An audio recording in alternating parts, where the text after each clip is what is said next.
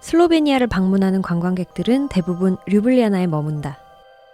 하지만 조금만 외곽으로 나가면 매력적인 관광지가 많다. 류블리아나에서 60km 정도 거리에 있는 프레드야마 성도 그중 하나다.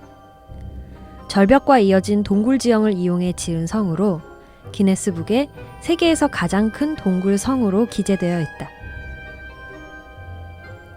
성 입구로 들어서면 매표소가 있다. 오디오 가이드 기기를 빌려주는데 한국어도 지원이 된다. 10년 전에는 아시아 사람 구경도 못하던 곳이었는데 겉모습은 그대로여도 참 많이 변했구나 새삼 실감했다. 프레드야마성에서는避難처, 식수, 달플로 등을 확보할 수 있었습니다.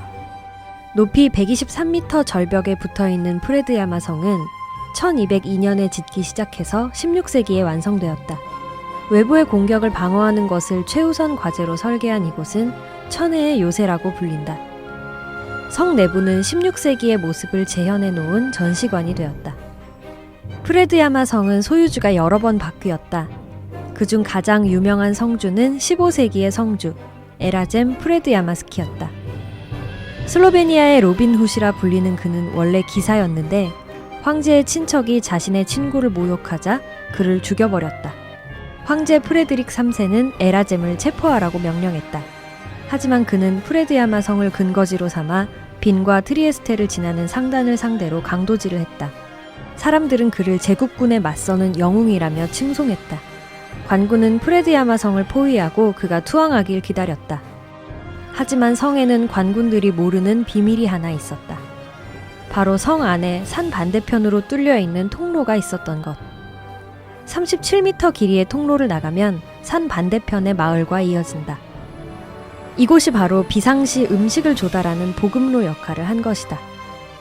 관군은 성을 포위하면 식량이 떨어져 투항할 것이라 생각했지만 성은 난공불락이었다. 심지어 에라젬은 제철 과일을 관군들에게 던지며 조롱을 했다고 한다.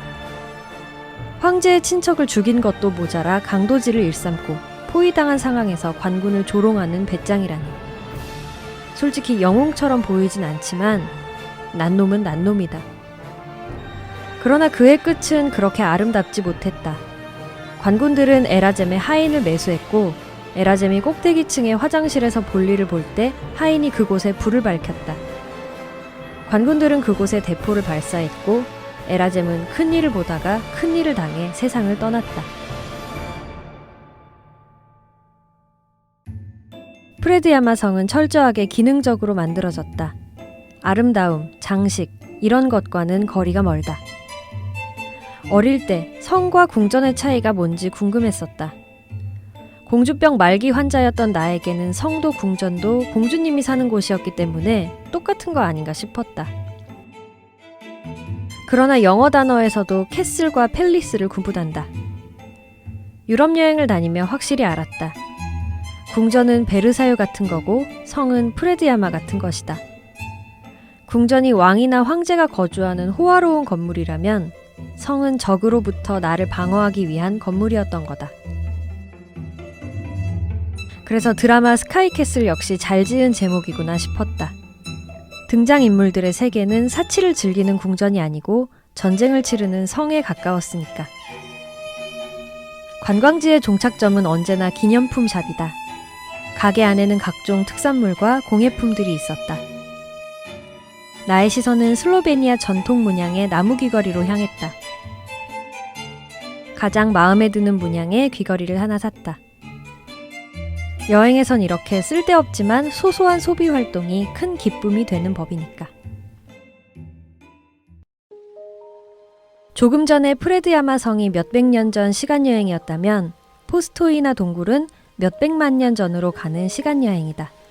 동굴학의 성지라 불리는 포스토이나는 20km가 넘는 길이의 석회암 동굴이다. 200만 년 전 형성되었다고 추정되며 1818년 처음 발견했다. 동굴 속은 가이드의 안내에 따라 돌아볼 수 있다. 언어별로 가이드가 있지만 한국어를 할 줄 아는 가이드는 없다. 대신 한국어가 지원되는 오디오 가이드 기기를 나눠주기 때문에 한국어로 편안하게 동굴의 이모저모를 들을 수 있다. 동굴 안은 열차를 타고 들어가게 된다. 시속 10km 정도의 속도로 달리는 열차를 타는 재미가 쏠쏠하다. 열차를 타자 롯데월드에 있는 신바드의 모험이 떠올랐다. 하지만 열차가 출발하고 본격적인 동굴이 모습을 드러내자 분위기는 갑자기 해리포터에 나오는 그린고트 은행이 되었다. 그린고트는 마법사들의 은행인데 용이 지키고 있는 거대한 석회 동굴 안에 금화를 보관한다. 포스토이나 동굴의 모습은 용이 나와도 이상하지 않을 정도로 이 세상이 아닌 것 같은 웅장한 모습이었다. 입구에서 5km 정도 들어간 지점부터는 걸어서 구경을 한다.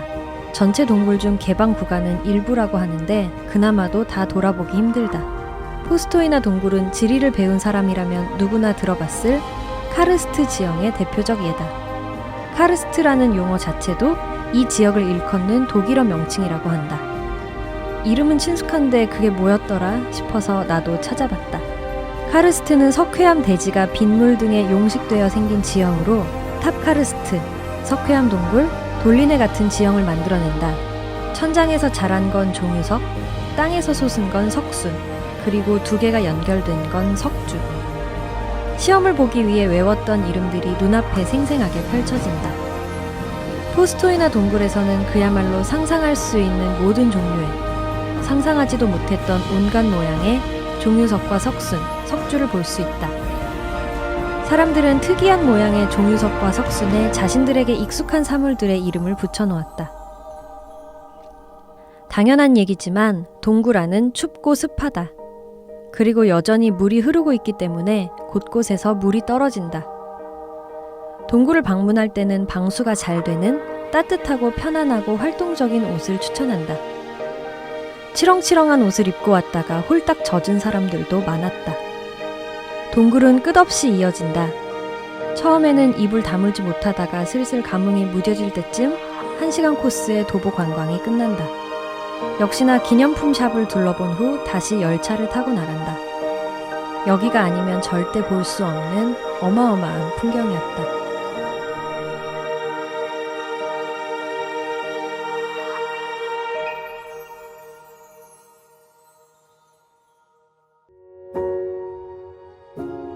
프레드야마 성과 포스토이나 동굴은 묶음 티켓을 판매한다. 하루에 2곳을 다 돌아보면 할인을 해준다. 하지만 대중교통으로는 이동이 어렵고 차로 가는 게 가장 좋다. 두 장소를 하루에 돌아보며 흥미로운 점을 발견했다. 프레드야마 성은 성보다는 동굴에 가깝다고 생각했는데 포스토이나 동굴은 내부가 성 같다고 감탄을 했다. 동굴 같은 성과 성 같은 동굴, 하루에 둘러보기에 딱이었다. 이렇게 우리는 슬로베니아에서 가고 싶었던 곳에 다 갔다. 이제 신혼여행 후반전, 크로아티아로 떠날 시간이다.